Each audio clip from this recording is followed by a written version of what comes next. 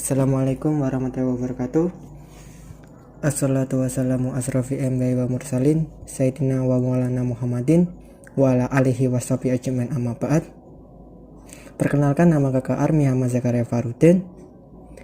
Dan di video ini kakak akan menyampaikan sedikit tentang nuzulul Quran. Nuzulul Quran itu berasal dari dua kata, nuzul dan Al-Quran. Kata nuzul secara harfiah berarti menurunkan sesuatu dari tempat yang tinggi ke tempat yang rendah. Sedangkan Quran ya Al-Quran, kitab suci umat Islam. Jika digabungkan, arti nuzulul Quran adalah proses turunnya Al-Quran dari tempat yang tinggi atau secara makna adalah langit ke tempat yang rendah atau bumi. Atau bisa diartikan nuzulul Quran adalah sebagai penyampaian informasi atau wahyu dari Allah Subhanahu wa taala yang berada di langit kepada Nabi Muhammad SAW yang berada di bumi melalui perantara malaikat Jibril sebagai petunjuk bagi umat manusia untuk mencapai kebenaran. Ayat yang pertama kali diturunkan kepada Rasulullah SAW adalah surat Al-Alaq ayat 1 sampai 5 saat beliau berada di Gua Hira pada tahun 610 Masehi. Saat itu Nabi Muhammad sedang menyepi untuk menenangkan hati karena ada masalah yang terjadi pada umatnya pada zaman waktu itu. Pada saat wahyu pertama ini turun, Rasulullah itu tidak bisa membaca ataupun menulis. Yang biasa disebut adalah seorang ummi. Dan akhirnya malaikat Jibril lah yang membantu Nabi Muhammad SAW untuk menyampaikan surat Al-Alaq dengan cara membacakannya, dan secara tidak langsung Nabi Muhammad hafal. Oh, hebat. Rasulullah yang bacanya adalah surat Al-Alaq ayat 1 sampai 5. Kayak seperti bacalah dengan menyebut nama Tuhanmu yang menciptakan. Dia telah menciptakan manusia dari segumpal darah. Bacalah dan Tuhanmu lah yang Maha Pemurah, yang mengajar manusia dengan perantara kalam. Dia mengajar kepada manusia apa yang tidak diketahuinya. Firman Allah dalam surat Al-Alaq ayat 1 sampai 5. Saat surat ayat ini juga menjadi penanda diangkatnya Nabi Muhammad menjadi seorang nabi dan rasul. Dan kalian tahu saja, Al-Quran itu tidak diturunkan sekaligus atau jumlah wahidah, namun diturunkan secara berangsur-angsur atau munajaman.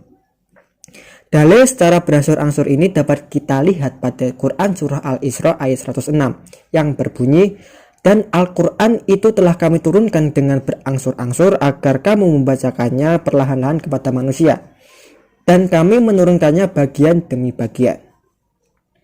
Totalnya Al-Quran turun selama kurang lebih 23 tahun. Wah, sulit sekali. Setiap ayat diturunkan menyesuaikan dengan problematika sosial, krisis moral, keagamaan, kisah-kisah para nabi terdahulu hingga hikmah yang terjadi pada masa nabi. Dan mungkin ada pertanyaan di otak kalian atau enggak sih ya. Pertanyaan adalah, kenapa sih Allah tidak langsung saja menurunkan Al-Quran seperti kitab-kitab yang lain, seperti Zabur, Taurat, Injil, seperti kitab-kitab yang lain yang diturunkan kepada nabi-nabi terdahulu? Setelah kakak cari-cari di video di manapun, akhirnya kakak bisa menemukan salah satu kenapa sih kok Allah itu tidak menurunkan Al-Quran secara langsung. Dan ini jangan sebagai pedoman karena ini pemikiran manusia, bukan pemikiran Allah. Yang pertama adalah kaum muslimin berkesempatan untuk memahami setiap kelompok ayat yang diturunkan karena jangkauan maknanya yang luas memerlukan waktu yang cukup lama. Jadi jika diturunkan Al-Quran secara langsung seperti buku, maka manusia pada zaman itu akan sulit untuk mempelajarinya dan akhirnya akan melupakannya. Nah, dan itulah kenapa Allah menurunkan Al-Quran secara berangsur-angsur, untuk biar manusia itu memahaminya biar cepat gitu, biar tahan lama itu, biar pelan-pelan gitu, nggak langsung gitu. Yang kedua adalah kaum muslimin tidak mengalami kegoncangan jiwa dalam menghadapi berbagai perubahan yang dibawa oleh Islam. Karena pada zaman sebelum Islam atau zaman jahiliyah, orang-orang Arab itu menganut kepercayaan animisme, yaitu menyembah benda-benda ya seperti pohon-pohon, gunung, bintang, mendaki gunung, turuni lembah, sungai mengalir indah ke samudra, dan tidak memiliki peraturan dan tata kehidupan yang dipatuhi. Penurunan Al-Quran secara berangsur-angsur mempermudah mereka menyesuaikan diri dengan ajaran-ajaran yang baru atau agama Islam. Ajaran Islam. Jadi orang yang mempelajari Al-Quran itu tidak langsung langsung hebat itu, enggak. Mereka berangsur-angsur mempelajarinya. Jadi jika ada orang yang sombong dengan mengatakan aku paham, bukan, dia tidak paham, karena Al-Quran itu memahaminya itu lama sekali. Baik ajaran yang berhubungan dengan akidah maupun yang berhubungan dengan ibadah dan kemasyarakatan. Dan yang ketiga adalah sebagian ayat-ayat Al-Quran merupakan penjelasan yang berhubungan dengan sesuatu peristiwa yang terjadi pada zaman Nabi. Jadi jika ada suatu masalah yang berada di zaman Nabi, maka Allah akan menurunkan ayat untuk menyelesaikan suatu masalah tersebut. Ya itu. Ya saya bingung. Dan ayat terakhir yang diturunkan melalui malaikat Jibril kepada Rasulullah SAW adalah surat Al-Maidah ayat 3. Ayat ini turun sesudah waktu asar pada hari Jumat di Padang Arafah pada saat haji wada atau haji terakhir yang dilakukan oleh Nabi Muhammad SAW. Peristiwa dan sejarah turunnya Al-Quran itu kini diperingati sebagai malam nuzul Quran atau tanggal 17 Ramadan yang lalu. Malam nuzul Quran adalah malam yang penuh keberkahan. Allah Subhanahu wa Ta'ala akan melipat gandakan pahala umat Islam yang beribadah di malam itu.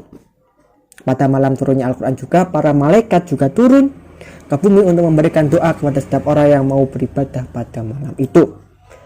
Untuk mendapat keutamaan itu mungkin agak telat sih, tapi ya gak apa-apa. Umat Islam dapat memperbanyak ibadah dengan beriktikaf di masjid, tadarus Al-Quran, memperbanyak zikir, memperbanyak sholat tarawih dan witir, hingga tahajud, serta memperbaiki sikap dan perbuatan.